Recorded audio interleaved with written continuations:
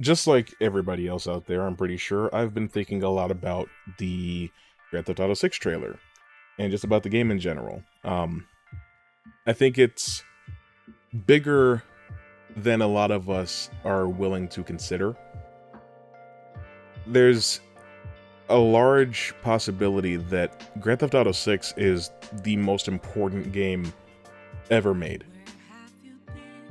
in that the success or lack thereof of this game will shape AAA game development maybe forever.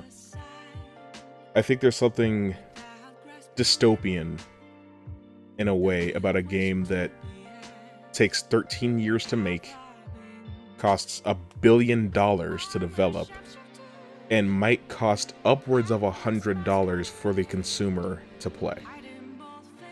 Especially because this is Rockstar Games we're talking about.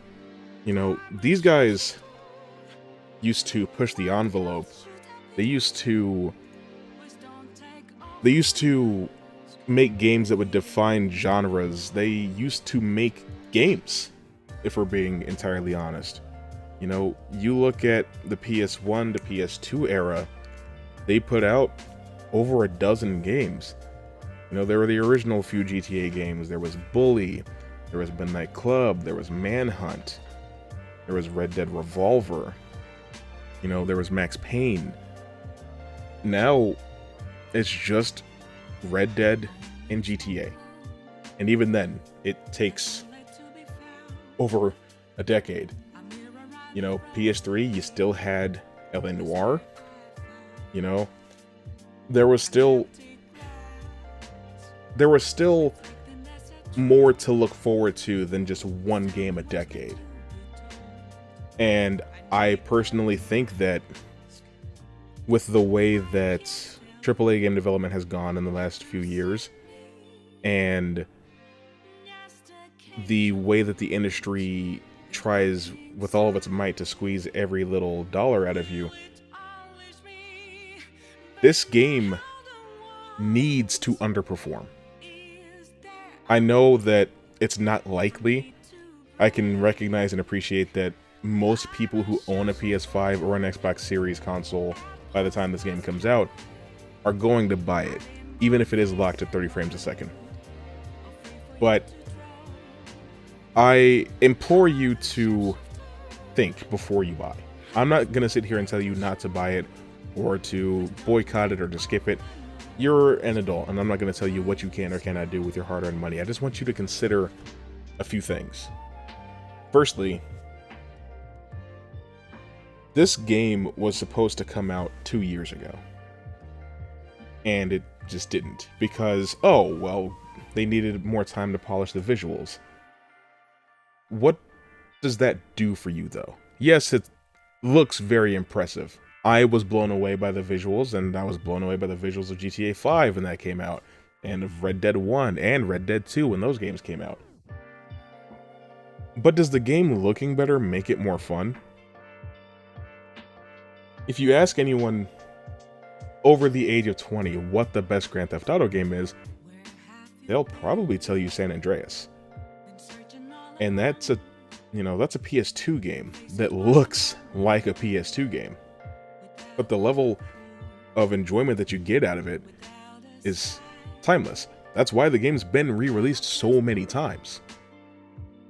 By that same token, I don't care if the beer in the game actually has proper carbonation, because that does not increase the enjoyment. That is not equal to satisfying, rewarding, enriching gameplay. It's completely detached. It exists in a vacuum from every other aspect of the game. What about that equals fun? You know? Another thing is, there's been murmurs for well over a year now that this game will cost $100 minimum to purchase. Just the base edition of the game. No deluxe edition, no extra in-game content. Just $100 in the door. That's absurd. And the worst thing about that is people want to justify it by saying, well, they spent $1 billion developing it, or they took all this time. Who made them do that? Why did you spend $1 billion developing the game? Why has it taken well over a decade? Just to make it look right? Because the core gameplay loop of Grand Theft Auto 6 is probably going to be roughly identical to the core gameplay loop of GTA 5, which was roughly identical to the core gameplay loop of GTA 4, which was roughly identical to the core gameplay loop of Vice City and San Andreas and GTA 3. There's not much you can do to innovate or expand upon Grand Theft Auto's gameplay. All you can do is add more guns, add more gore, add more bodies, add more cars, add more mechanics that make the day-to-day in-game experience as manual as possible, which we've seen have a positive impact in a game like Red Dead Redemption, but in a game like GTA 6, it might not translate quite so well. And I can smell the dislikes, I can smell the comments calling me a hater or saying that, you know, whatever.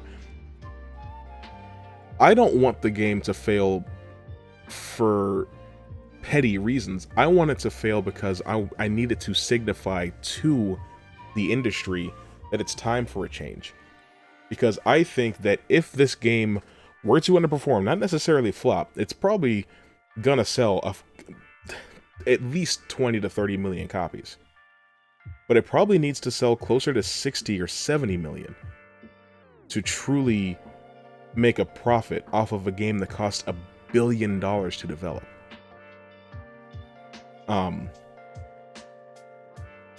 But I think that if this game were to underperform, it would be the equivalent of the AAA bubble finally bursting. People have talked about that bubble bursting for many, many years. It seems like it's like the doomsday clock. Like, it's coming, and it keeps changing. The deadline keeps getting pushed back. We know it's coming, but we don't know when or what it's even going to look like when it does. But this game could finally tell the rest of the industry that players don't care about the surface level. They care about what makes the game worth playing, what's in it that gives you an intrinsic reason to engage with the gameplay loop. How often do you boot up GTA 5 right now? And when you boot up GTA 5, what do? Do you hop online? And if you do, what do? Do you grief other players, or do you try to manage your businesses? Do you go in to try to make money? Do you participate in races or death matches or any of the fun little game modes? Probably not. Not at this particular point in time. What do you do? Because the answer to that question will reflect what you're doing in GTA 6 by the time that the next game is getting ready to come out. If there is another one. If there ever ends up being a Grand Theft Auto 7. This might be the last game Rockstar ever makes. It could be the last game that they ever need to make. But on the topic of online, how many hours have you put into it over the last decade plus? A couple hundred? Maybe a couple thousand? Have you put real money into the game? Have you bought shark cards? How many businesses do you own? How many cars? I ask you this because what is GTA 6 Online supposed to do? What's it supposed to be like? Will it make you start from scratch? Or will you be able to port over all of your data? And if that's the case, what's going to motivate you to engage with GTA 6 Online rather than just going back to 5 where you already have everything?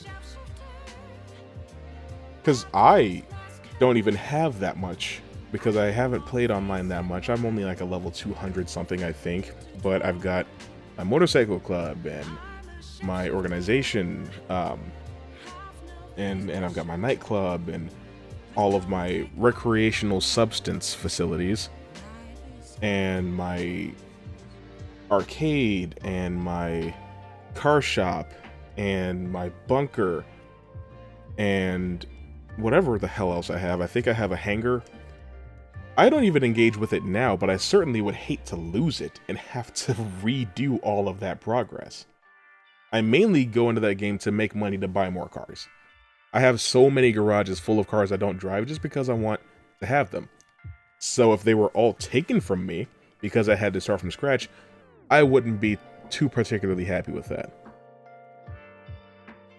But I think that what I've said about game development and the industry not being sustainable, I really do mean that. I don't think that we can go on in a world where games take a decade to develop anymore.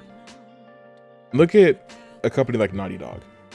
They have produced for every generation of the PlayStation thus far. PS1, they did Crash. PS2, they did Jack. PS3, they did Uncharted and The Last of Us, with a little bit of spillover into the PS4 with Uncharted 4 and The Last of Us 2. But they haven't made any new games for the PS5 yet, and we're 5 years in. Yes, they are working on Intergalactic, but it was shown in 2024. Console generations typically last about 7 or 8 years these days. And if, Final Fantasy 15 or Kingdom Hearts 4, not necessarily 4, but Kingdom Hearts 3 or Cyberpunk 2077 or Grand Theft Auto 6 or I'm losing it. Oh my god, Final Fantasy 17 Remake are any indicator. With a lot of these games, you can expect to finally play it 4 to 5 years after it's first shown off. So, the likelihood that this Intergalactic game will be on the PS5 is very slim. This would be the first ever time that Naughty Dog has missed a PlayStation console. Yes, there was Part 1, the remake of The Last of Us, but they didn't do that. So, you may not think that that's a big deal. You may not have even realized that that was the case. But the fact of the matter is, it's a bad sign. Because we're neck deep in a console generation that doesn't have a game that really defines it. The PS4 generation is defined by Spider-Man, and by Uncharted 4, and by God of War, and by Ghost of Tsushima and Horizon Zero Dawn. PS5 isn't really defined by anything. Yes, there is Spider-Man 2, but it hasn't been as impactful as that first game was. Same with Horizon Forbidden West. Gran Turismo 7 was mired in controversy. God of War Ragnarok is the closest thing we have to a PS5 defining game, but even that game doesn't feel like it was as significant as God of War PS4 was. So you have to wonder, what is this generation going to look like when it's over? It's probably going to be defined by Grand Theft Auto 6, much like the entire hobby will be. And I'm just a little worried about that, The game could look, and probably will look, better than anything that's ever been made before. But you know what other game looks really impressive and mind-blowing? Detroit Become Human. But what's the gameplay of that game? You just watch until the game tells you what to press, and you get to make the occasional choice. And ordinarily in a game that's not 20 hours minimum to beat, that would be motivation enough to go back in and experience the other endings, the other options, but it takes forever to even get back to the place where you made that critical decision. You probably just go to YouTube to watch those other endings. That's disappointing, and if that's really supposed to be the state of video games right now, then that's heartbreaking, damn near depressing, if we're being completely honest. I'm sure that Grand Theft Auto 6 will be fun. I'm sure that there will be plenty of reason to hop in on day one, and plenty of reason to keep playing long after it's initially released. I just feel as though we cannot allow this game special privileges just by virtue of what Rockstar chose to do. Nobody made them spend $1 billion on it. Nobody made them take 10 plus years to develop it. Nobody made them re-release GTA 5 several times in the meantime. All you want is a fun game. And a game can be fun without all this extra, window dressing. It will catch your attention just by its title. GTA 6 is going to turn heads by a sheer virtue of existing. But if we allow Rockstar to get away with what they're planning to do with this game, guess what? Madden's going to be $100 a year. NBA 2K is going to be $100 a year. Call of Duty is going to be $100 a year. Assassin's Creed is going to start being $100. And this is just base version. I've spent $100 on a game. I spent $250 on Ghost of Tsushima because I bought the collector's edition. But that was a choice that I made. Sucker Punch and Sony sold that game for $60. I chose to buy the expensive edition because I was that excited about the game, and I have no regrets about that. But I would have some serious buyer's remorse if I was forced to spend $100 just to experience the bare minimum of a game, and I didn't feel like I got my money's worth. I have that with games that cost $20, $40, $60. I had that feeling with Crash fucking Bandicoot 4. I did not think that that game was worth $60. Will GTA 6 be like Crash Bandicoot 4? Probably not, but the point that I'm trying to make is that the more expensive a product becomes, the more it has to do for you to make you feel like you're getting your money's worth. And if GTA 6 Online is going to be anything like GTA 5 Online, they're going to charge you $100 for this game, and then maybe $200 just for in-game currency so that you can have a head start in online and have access to all these vehicles and all these tools and all these mechanics just to make other people's lives miserable. Your average person won't have any fun playing GTA Online. How many people do you think boot that up and go either to an invite-only session just to get their shit done, or go into Ghost Organization as often as possible just because they're trying to complete a mission and they don't want to get blown up? The way that that game works, it rewards either sweating your ass off to buy as much in-game content as possible or breaking out your wallet. And I don't think that that aspect is going to change at all. I guess I say all of that to say, make Rockstar earn that money. Don't pre-order this game. Don't commit to buying it just yet. Wait until they show you some dedicated gameplay. Wait until they demonstrate what the online is going to look like, how it's going to function, what it's going to do, and what it's going to be, before you commit to buying it off rip. That's all I ask. Apart from that, you're going to do what you're going to do regardless. And I may have just wasted the last 18 minutes of my life, but I think it was worth saying. So, if you're still here, I greatly appreciate that. But I'll see you next time.